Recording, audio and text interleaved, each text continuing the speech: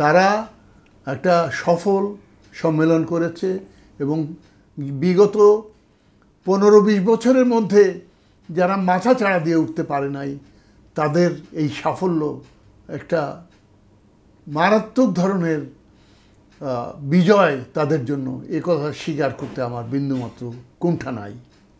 কাজেই জামাত ইসলাম আজকে যে ফুরফুরে মেজাজে আছে বা আজকে তাদের যে অগ্রযাত্রা, সেটাকে আমি অভিনন্দন জানাই এবং গণতান্ত্রিক পথেই সেটার চূড়ান্ত ফলাফল রচিত হবে, এটাই আমার বিশ্বাস। 4-5 দিনের মধ্যে প্রধান উপদেষ্টা ডক্টর ইউনূস নির্বাচনের তারিখ ঘোষণা করবেন, এ বিষয়ে যদি আপনি আমাদেরকে স্পষ্ট করতেন। বিসমিল্লাহির রহমানির রহিম। আপনার এই প্রশ্নটা এই মুহূর্তে অত্যন্ত দেশব্যাপী আলোড়িত প্রশ্ন। আসলে এই নির্বাচনের তারিখ ঘোষণা সংক্রান্ত ব্যাপারে আমাদের সাথে মাননীয় প্রধান উপদেষ্টা গত 3 দিন আগে যে আলোচনা বৈঠকে যে কথাগুলি বলেছিলেন, আমি কেবলমাত্র তার বক্তব্যটাকে রিপিট করেছি, আমি নিজের থেকে কিছু বলি নাই। আপনাকে আরও বিস্তারিতভাবে আমার বলা উচিত যে ওই দিন আলোচনার প্রথমেই আর কি উনি তার প্রারম্ভিক ভাষণে সামগ্রিকভাবে দেশের পরিস্থিতি তুলে ধরলেন। দেশব্যাপী অরাজকতা এবং উচ্ছৃঙ্খল পরিস্থিতি, একটা অস্থিতিশীলতা সৃষ্টি করার সুকৌশল প্রয়াস ইত্যাদি বিভিন্ন বিষয়ে উনি কথা বলছিলেন। উনি আরও বলছিলেন যে বিগত জুলাই আগস্টের যে পরাজিত শক্তি, যারা বিতাড়িত এবং যারা নির্মূল হয়ে গেছে, তারা অত্যন্ত সুকৌশলে আবার পুনর্বাসিত হওয়ার জন্য প্রচেষ্টা চালাচ্ছে এবং একটার পর একটা ঘটনা তারা সৃষ্টি করতে শুরু করেছে। এই ক্ষেত্রে দেশপ্রেমিক শক্তি, যারা দেশকে ভালোবাসে, যারা বাংলার স্বাধীনতা সার্বভৌমত্বের প্রতি যাদের অগাধ শ্রদ্ধা এবং আস্থা, তাদেরকে ঠিক 1 বছর আগেকার যে ঐক্য এবং দেশপ্রেম, সেটাকে আবার পুনর্গঠিত করতে হবে, জাগ্রত করতে হবে এবং তারই পরিপ্রেক্ষিতে আমাদেরকে সমস্ত ব্যাপারে নিজেদের ভিতরে যোগাযোগ রক্ষা করে চলতে হবে। ওনার প্রারম্ভিক ভাষণে উনি এই কথাগুলি বলে তারপরে যেটা বললেন যে আগামী নির্বাচন সম্পর্কে ইতিমধ্যে সরকারের মনোভাব প্রকাশ করা হয়েছে। আমি পুনর্ব্যক্ত করতে চাই যে আমরা স্বল্পতম সময়ের মধ্যে এটাকে চূড়ান্ত করব। তখন আমাদের দিক থেকে বললাম যে কবে নাগাদ এটা হতে পারে। তখন উনি বললেন যে এই ধরেন 4-5 দিনের ভিতরেই সেটা আপনারা জানতে পারবেন। তো কাজেই ওনার বক্তব্যের মধ্যে অস্পষ্টতা, অ্যাম্বিগুইটি কিছু ছিল না, অ্যাম্বিগুয়াস কোনো কথা উনি বলেন নাই। সুন্দরভাবে সুস্পষ্টভাবে তার বক্তব্য তুলে ধরেছেন। এই সভার পরে আমরা বেরিয়ে এসে প্রেস ব্রিফিংয়ের সময় আমাকে সাংবাদিকরা যখন জিজ্ঞাসা করলো, আমি ওনার সেই বক্তব্যটুকুই শুধুমাত্র বলেছি যে মাননীয় প্রধান উপদেষ্টা আমাদেরকে আশ্বস্ত করেছেন যে আগামী 4-5 দিনের মধ্যে আসন্ন নির্বাচনের সুস্পষ্ট সুনির্দিষ্ট সময় রেখা এবং দিন তারিখ এইগুলি নির্ধারণ করার উদ্যোগ তিনি গ্রহণ করবেন। এবং এটা শুধু আমি একা নই, আমার পরেও আরও 2 জন বক্তা যারা ওই সভায় ছিলেন তারা কথা বলেছেন, তারাও কিন্তু এই কথাগুলো উল্লেখ করেছেন। তো কাজেই এই ক্ষেত্রে আমি জানি না কেন এই অহেতুক বিতর্কের সৃষ্টি করা হচ্ছে। প্রধান উপদেষ্টা নির্বাচনের তারিখ ঘোষণা করতে পারেন না, এটা নির্বাচন কমিশনের কাজ, এই কথা কেউ কেউ বলছে। এটা সত্য, কিন্তু তার মানে এই নয় যে প্রধান উপদেষ্টা এই বিষয়ে নির্বাচন কমিশনকে তার সুনির্দিষ্ট মতামত এবং নির্দেশনা দিতে পারবে না, তা তো না। জি, আমি সেই কথাটুকুই বলেছি। তো কাজেই এই ব্যাপারে আমি অত্যন্ত পরিষ্কার।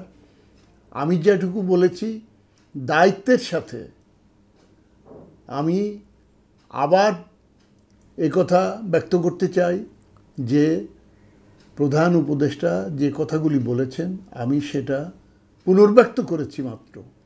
এখানে কোনো দ্বিধা দ্বন্দ্ব, অ্যাম্বিগুইটির কোনো সুযোগ নাই। আপনি কি মনে করছেন যে এই মুহূর্তে দেশের এই ক্রান্তিকালে নির্বাচনই একমাত্র মুক্তির পথ? নিঃসন্দেহে নির্বাচন মুক্তির অন্যতম গুরুত্বপূর্ণ একটা উপাদান, এটাকে বাদ দিয়ে হবে না। এটা একমাত্র না, কিন্তু নিঃসন্দেহে এটা অন্যতম গুরুত্বপূর্ণ উপাদান।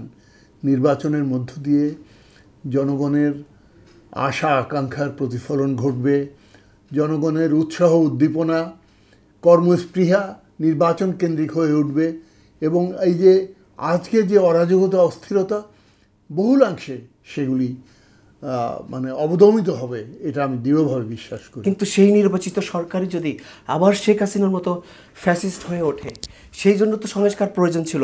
সেই সমস্ত সংস্কার কি এই ইন্টেরিয়াম করতে পেরেছে? না, সম্পূর্ণ পারে নাই। যতটুকু করেছে দ্যাট ইজ গুড এনাফ। এটুকু নিয়ে আমাদের অগ্রসর হতে হবে, পরে আরও করা যাবে। যে সংস্কারের প্রয়োজন সেটা এখন এই মুহূর্তে যেটুকু অ্যাচিভমেন্ট হয়েছে সেটাকে নিয়েই আমাদেরকে সামনে পথ চলতে হবে। তাহলে কি উপযুক্ত পরিবেশ এখন আছে মনে করেন নির্বাচনের? হ্যাঁ, আমি মনে করি নির্বাচনের তারিখ ঘোষণা করলে এবং নির্বাচনের প্রস্তুতি শুরু হলে দেশব্যাপী অন্যরকম একটা পরিস্থিতির সৃষ্টি হবে, একটা আলোড়ন সৃষ্টি হবে। নির্বাচন কেন্দ্রিক সমস্ত রাজনৈতিক দলের কর্মকাণ্ড শুরু হবে, এবং আজকে যে সমস্ত সমাজবিরোধীরা তারা কোণঠাসা হয়ে পড়বে।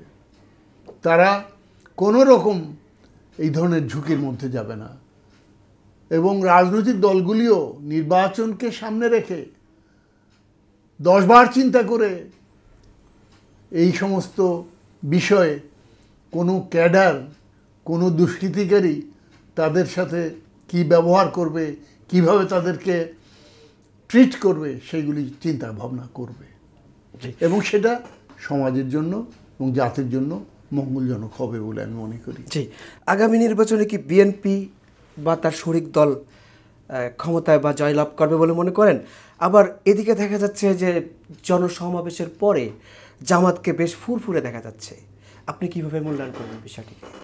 আমি দৃঢ়ভাবে বিশ্বাস করি আজ এই মুহূর্ত পর্যন্ত যে পরিস্থিতি, জাতীয় পরিস্থিতি, দেশের পরিস্থিতি, তাতে বিএনপি এবং তার সহযোগী সংগঠনগুলি মিলে যে জোট, তারা নিঃসন্দেহে বিজয়ী হবে এবং ভালোভাবে তারা জয়লাভ করবে। আর দ্বিতীয় কথা হচ্ছে জামাত সম্পর্কে আপনি যেটা বললেন যে তারা ফুরফুরে মেজাজ সমাবেশ করেছে, সমাবেশ সফল হয়েছে, আমি সেটা অস্বীকার করি না। আমি তাদেরকে ওয়েলকাম করি, অভিনন্দন জানাই।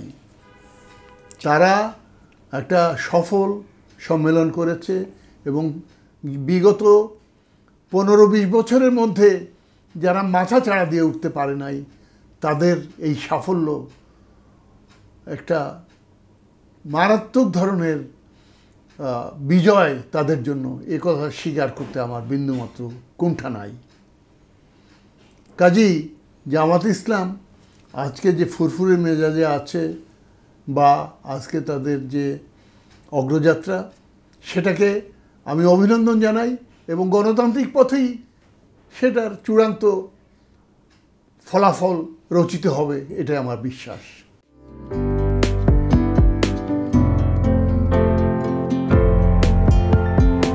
1 জানুয়ারি 2025 ইউটিউব জার্নালিজমের অগ্রদূত changetv.press 6 বছর পেরিয়ে পা রাখল গর্বিত আমি অত্যন্ত আনন্দিত হলাম যে চেঞ্জ টিভি আগামী কয়েকদিনের মধ্যেই 6 বছর পূর্ণ করবে। আর হাঁটি হাঁটি পা পা করে চলা শুরু করে এখন সে বেশ দৌড়াদৌড়ি করছে বলা যেতে পারে।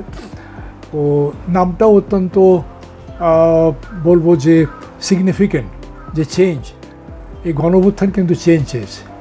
সেই হিসেবে তোমার টেলিভিশনের, তোমার এই চ্যানেলের নামের একটা যথেষ্ট মিল পাওয়া যায়। আমার প্রত্যাশা যে এই গণঅভ্যুত্থানের যে প্রত্যাশা, যে আশা আকাঙ্ক্ষা, চেঞ্জ টিভি সেটিকে এগিয়ে নিয়ে যাবে। তোমাকে শুভেচ্ছা। চেঞ্জ টিভি যারা সম্পৃক্ত আছেন, যারা কর্মী আছেন, সামনে পেছনে সকলকে আমার শুভেচ্ছা।